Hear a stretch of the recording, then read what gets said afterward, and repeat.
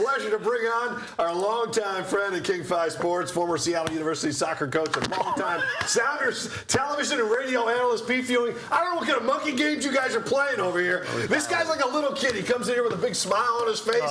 He's high-fiving, but he's a little worried that he's overdressed today. So you are a little overdressed for this show. It's World Cup, man. He's dressing up. I went to the game yesterday.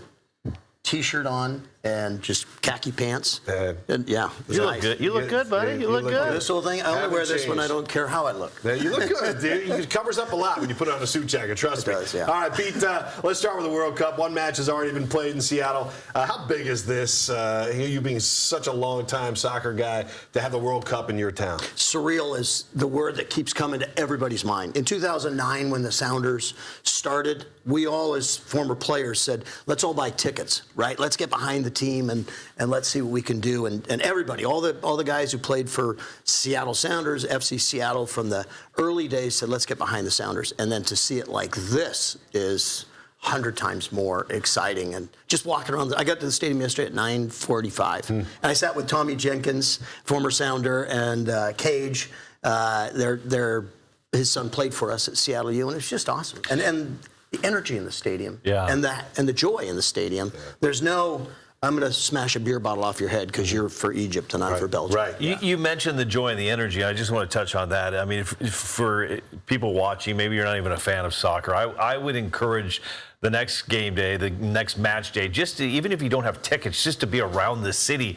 Because as somebody that's covered the Olympics, Pete, it's like an Olympic feel out there. I mean, there's so much energy out there. Absolutely. And I've told people the same thing. A former coach at Utah Valley said, "I need tickets." I tried to help him. They're $100 or not $1,000 each. He said, "I can't do that." And I said, "Well, just come to the stadium. Just come walk around."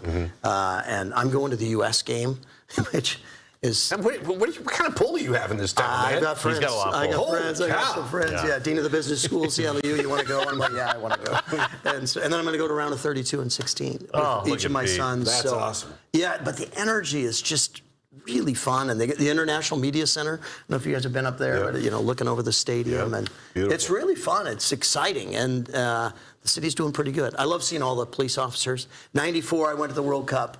After the game, I have no idea how we timed and actually got on our flight home because we were just goofing around. But we went and played soccer with 30 different nationalities, and we were young, right? And we had beers in our hands, and so I went to a police officer and said, "Do you mind holding this?"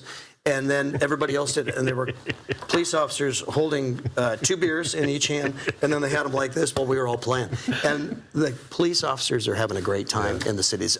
I'm glad they're down there. Awesome. It's fun. You mentioned the U.S. We're going to break down that match, going to get your thoughts on Roll Don, but we got to talk about one of the big stories, social media. The early surprise of the tournament, Spain and Cape Verde, or Cabo Verde, played to a 0-0 draw. Cabo Verde earned its first ever World Cup point. Their goalie, Pete, Vozienia, not Zima, Vozienia, 40 years old. Yeah. 40 years old, and used to play in rec soccer. Now he shuts down one of the top teams in the world. How exciting was this match? Well, it's awesome. I mean, Saudi Arabia beat Argentina in the last World Cup, right? So it does happen. And in this situation, do you know how many people live in Cape Verde? 600,000. It's 47 million in Spain. A little difference there. It is. And so, I think they went around the neighborhood and said, "Who's got goalie gloves?" I did. "Well, you're in goal," right? And then, But this can happen in soccer, right? Absolutely. Casey Keller against Brazil in the Gold Cup, right? And they were world champions. '94, they won it. Casey Keller was in goal. He had a phenomenal game. Preki scores a goal with his right foot. Preki's lefty, right? And then they hang on, and they hang on, and they hang on. And it was great because at some point, they were crossing the ball in, and Casey just, he's awesome in the air, coming from England all those years, and he just looks at Bebeto and Romario and just kind of wags his finger like, "Don't do that anymore. You guys are stupid. I'm going to get every ball." So, yeah, it's wonderful. And that's why the World Cup's so much fun, is these kind of games. These storylines, And Mauricio Pochettino, the art coach, he's fallen in love with the Miracle movie. So he's wanting to create that for the United States. So, yeah, it can happen. Listen, Listen, I'm optimistic as anybody. That's a reach, pal. Yeah. That is a reach. But I'm not coaching the team, so if I'm coaching the team, we believe. But let's keep it with the U.S. team. I mean, they look sharp in their first match, beat Paraguay 4-1. Your thoughts on their matchup with Australia? I think this will be the best of the games and most like for like. Australia's going to be physical. They had a good 2-0 win over Turkey. Watching the two friendlies, preparation games against Senegal and Germany gave me a lot more hope. And I felt like in those games, the team looked a lot more relaxed. They weren't trying to win a spot. They had a spot.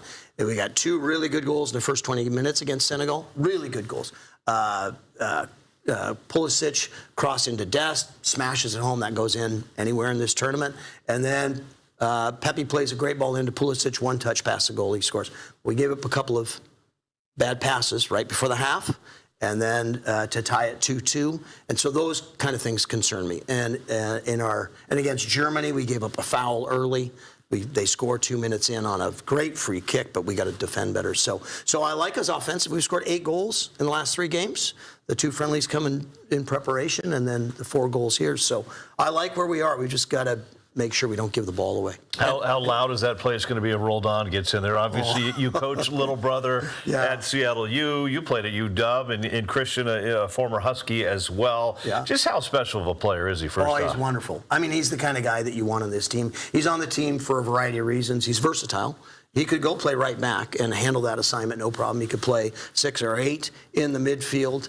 He could even play wide if he needed to, but he's the complete guy, right? I mean, it's a great photo of him, and he's been for us. I remember early on, you and I were doing games at the stadium, and he ran 80 yards back, tracking back to defend. As in his first year, and we went, oh, this kid's got something. He's got grit and moxie, and everybody loves him on the team, right? The players love him, the coaches love him. He can take a message from the head coach and filter it through the. He's an unofficial captain. Right, and not self-appointed. I mean, he's just the kind of guy. He's humble, and his family is so great. I mean, Caesar and Anna, the parents. I text more with Caesar than I do with Alex, and or Christian. So it's fun. Hopefully he gets in there. Game because I was videotaping some of the pregame yesterday, and I mean, it was shocking how loud it was. So he gets in, people are going to go nuts. Yeah. Well, he likes to call himself a dog. That's how he got to where he is today, and he's bringing some of that mentality to the U.S. team. Even if he gets on the field, Pete, it's a huge thing. Just if he's in practice and on the bench, and just being a leader on this team. Absolutely. And when we were doing the Club World Cup, right, with PSG and Atletico, I thought, man, he could play in those midfields. Would he be the star? No, but he would contribute, and he would not hurt the team in any way. So, if he gets on the field. There's a great commercial about him. I don't know if you know this. When he was 8, his dad took him to a commercial for Adidas, which he's still with, and they made a soccer ball out of plastic. Oh. Google it. And it's awesome. And Google that. More insight from Pete Fewing. All right, let's closer to home. Let's talk about Christian's team, the Sounders. Your thoughts on this team moving forward? This is a 7-week break for MLS. This is something. It is. It is. I know Coach Schmetzer's enjoying the World Cup. We've kind of all decided let's have fun with it. And so they've just started training a couple of days ago, getting back to it. There may be some scrimmages against some World Cup teams for them, which will be great. I think they got off to a good start. They faded near the end, unfortunately. But I like this team an awful lot. I think we're complete and unified. Holy mackerel. Brian has this team. The culture of that team is so good. From the chef, right, to the trainers, to all the players. Everybody has bought in. Yeah, so I like them. I think they can make a run. They're deep, right, really as deep as I've ever seen them. Yep. So they can. I think they can go and win another MLS Cup, and they're due. You mentioned Brian Schmetzer, Pete Fewing, our guest, 343 career wins, correct? That's a lot of wins. That's a lot of wins. I was there for every one of them. Yes, you were. 1997 NAIA National Championship, 2004 a National Championship with an undefeated season. Coaching, my friend. When will Brian Schmetzer ever get a chance to coach the U.S. national team? There are some that say it is time. Well, Bocacino's on a tryout, right? Yeah. But I like what he's done. So if he does well, he stays on. That would be his choice. Yeah. Because I think he always has options. But I'd love to see Brian take over the national team because he's got a national pride about him. His parents came from Germany, right? And And he loves our city, but boy, he would do a great job. Pochettino had 12 on either 12 on his staff or 13 and when he came in. So he has his staff. So I would assume Brian would bring a few of those guys with him. The staff is possibly fantastic. a legend like you on the staff. I could be a water boy. I could do things like Gatorade mixes. You're in good shape, man. You can run up and down. No, I cannot. Go for it. I think most of the kids that grew up in the Pacific Northwest, Paul, that play soccer, probably went to the Pete Fewing soccer camp. I think our director Alex went to the Pete Fewing soccer camp. Between Pete Fewing, Cliff McGrath, I mean, all the great names. Alan Hinton, of course. I mean, there's Alan. you know, there's just so many great names in the Northwest when it comes to soccer. But you know, I just want to touch on the U.S. men's soccer team because